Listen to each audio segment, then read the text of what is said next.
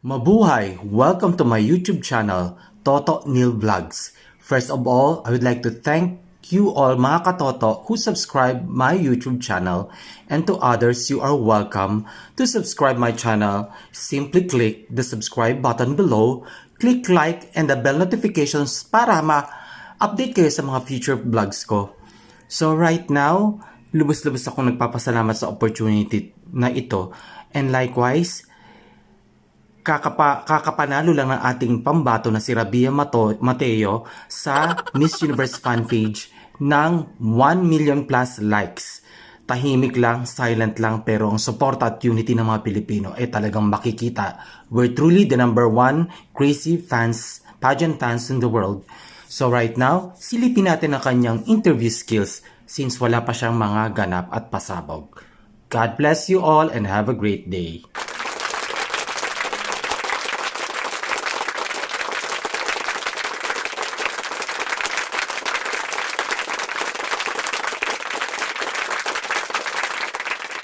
Them, and I also want to be part of this charity work. I want to grow with those children. You know, there's so much innocence in their eyes, and I hope that through me I will be able to bless them. I saw that you were in your element, definitely, Yes. with the children. So I saw some of them were crying.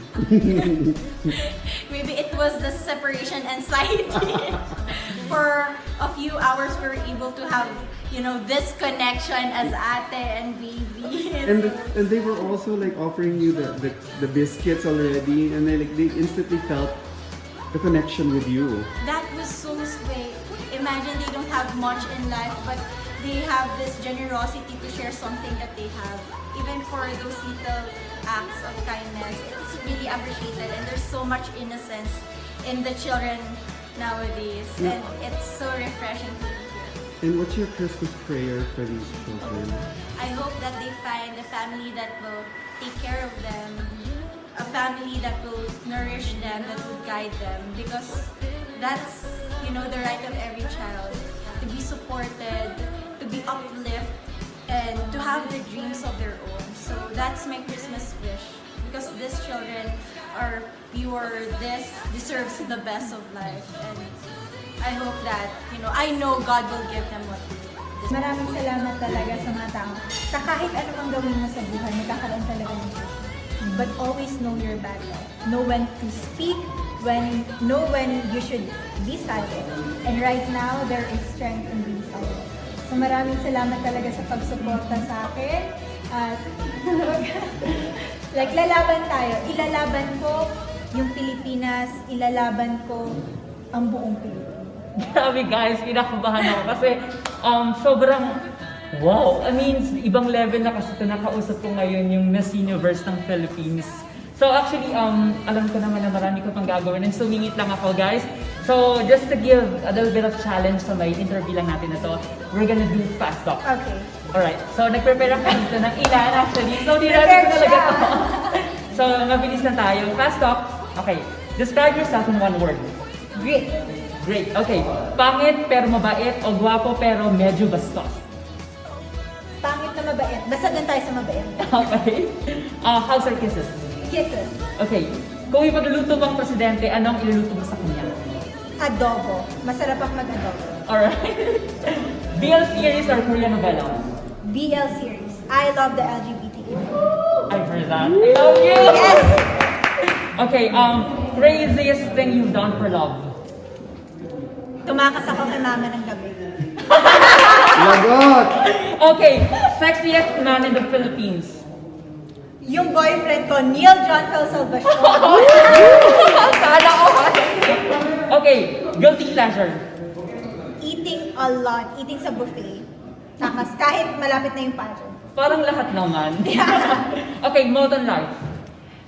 From the ashes of my sacrifices will rise the empire of my success. Woo! Okay. Educator or beauty queen? Educator. As always. Girl crush? Liza Soberano. How do you release your anger? I push the wall. That's my secret. I push the wall. City or province?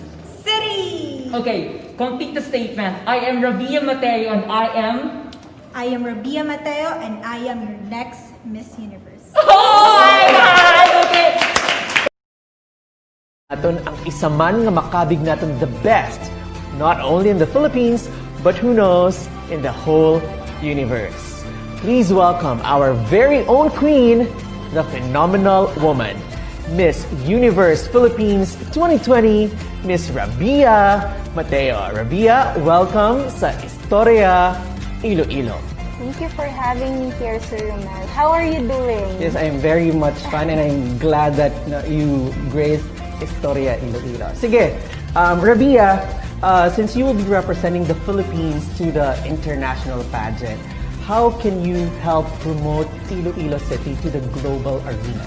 Yes, Sir Romel, you know what? I've been talking to Sir Albert Andrada because I'm planning that during my national competition, I want to wear dinagyang with me.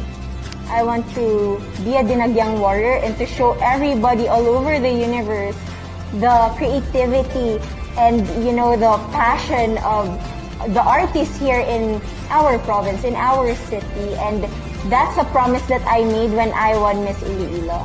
And I used to say that I really want to pledge in bringing Iloilo to the global community. Yes, and being named as the newest Dinagyang ambassador. Yeah. You know, we're very excited to see you bring Dinagyang to, you know, the global spotlight. I can't wait for every Filipino to experience Dinagyang. Sige. And Rabiya, we all know that one of the most affected sectors during the pandemic is the tourism sector.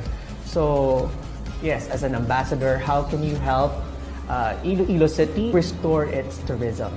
I'd like to believe that as of the moment, we are regaining our strength when it comes to tourism, and I'm very much excited to actually talk with Miss Universe Philippines organization because actually we are planning to hold the next Miss Universe Philippines here in the City of Love. So let's see, I mean, it's gonna be a big help to our city's tourism, and Yes. I can't wait for them to experience the City of Love as well. Probably when all this is over. Yes. Right?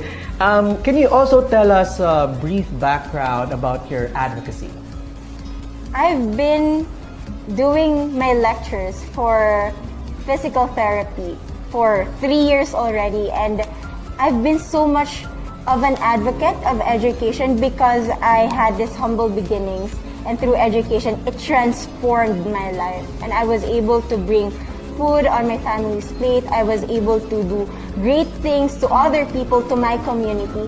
That's why I decided to work with Feed Me and I Read You program together with Attorney Joboy Peña Florida and his wife Rhea Peña Florida. So we aim to help these children living in Kalahunan dump site.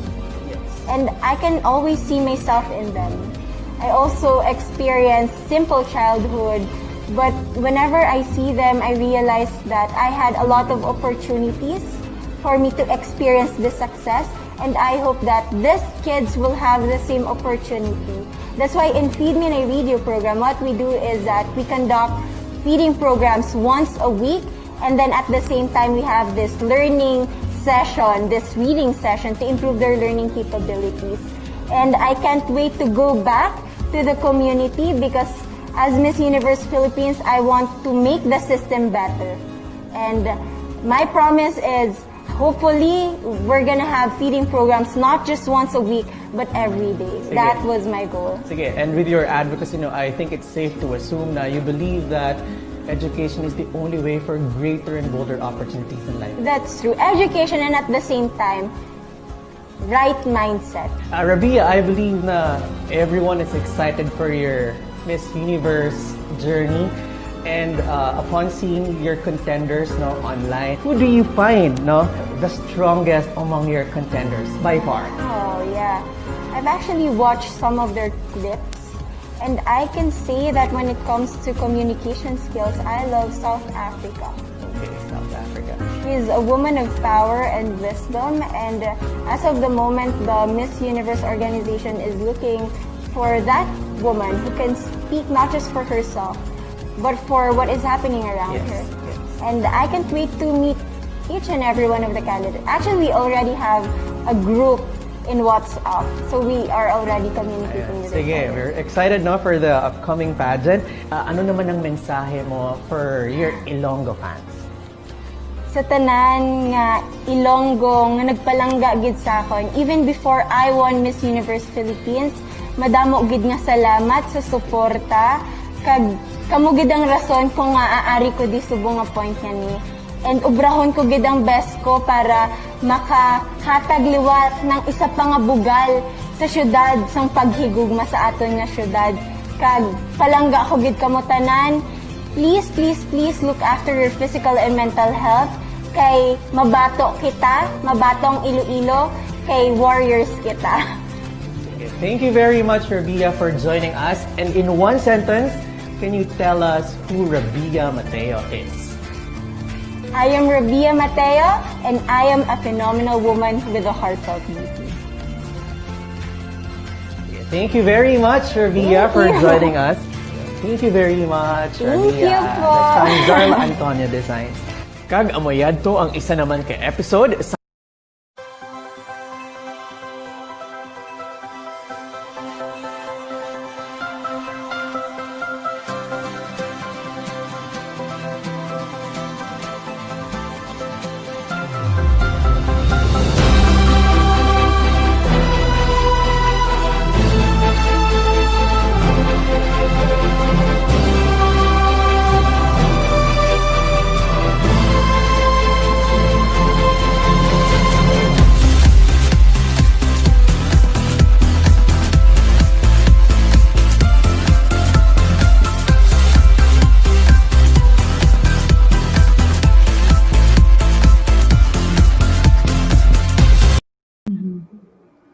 Rabiya, Q&A was really highlighted during the pageant. No? Kasi ang daming mga rounds ng Q&A dun sa closed door interview. Napanood din namin yon.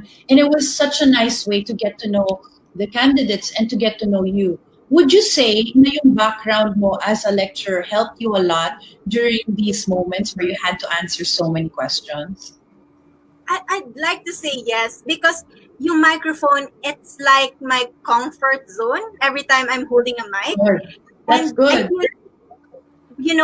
I can extend my energy to my listeners. And sabi nga ni Sir Jerry dati, with other candidates, the problem is that wala silang energy. Sa akin, kailangan bawasan yung energy ko kasi every time I speak, para ako nagtuturo. Ito yung notes niya, parang ganyan. That was my struggle. But yes, it was a good training ground because at least hindi ako takot to the public, even for a fact na magkamali ako, my grammar is not perfect, my diction is not perfect. I know that my content is good, it's great, and I have the heart to speak to people. And the reason behind that, it's because I've been training in the field of education for 2 years. That's so good. Kailangan natin ng mga candidates na ganyan. Guys, yung makikipag-agawan ng microphone. Kasi di ba, marami yung medyo kinakabahan or as much as possible, sana wag sa akin mabigay yung tanong na yan or sana hindi ako yung tanongin, ganyan. Pero maganda yung quality na yan, Rabiya, na gusto mong kunin yung microphone. That's so good. And I'm sure sa mga nanonood ngayon, they're so at ease hearing it from you that you're not afraid of the Q&A. Yes. Thank you, Miss Pia. All right. And one last question before we move on to a viewer Q&A and then a little game that we're going to play. What advice would you like to give girls or younger girls that look up to you? Actually, not even just younger girls. Like, I'm sure many women look up to you right now. The most important advice that I wish somebody told me back then was to love yourself, because each and every one of us has this weakness that makes us insecure, and that's completely okay. We need to embrace that vulnerable side that all of us have. That makes us human. However, we also need to focus in the things that we are good at, like the things that we know other people would be inspired. And joining pageant is never easy. I won't sugarcoat that, but it's worthy, because once you have the crown, you will have that power that voice and everybody will listen to you. And if you only have the right heart, you can really bring a difference. So that's something that I want the young ladies or those aspiring women who want to join pageantry to know na you need to stick to your core. And once you love yourself, people can see that through you. I love that. Slow clap. Slow clap. Kurunahan mo siya, Pia. Kurunahan mo. Karanahan mo. Nababa ko ba siya sa inyo? Yes, yes. Ano sa baba ko ba siya sa inyo? Ayan. Iyan ba na namin? I-bless ka na namin. May all the luck. May all the stars align for you, Rabiya. You are our bunso. Kasi sinerch ko to actually. Totoo. Siya yung pinakabata na Miss, well, siya din naman kasi yung pinaka-recent. Pero siya kasi yung pinakabata. Sabi ko, siya yung bunso. So, bunso, make us all proud. I so will. excited. I will po. I have no doubt. I'm so proud that we have a candidate like you. The way you speak, the message that you want to share to the people. I can't wait for you to show that in the international stage. Thank you po.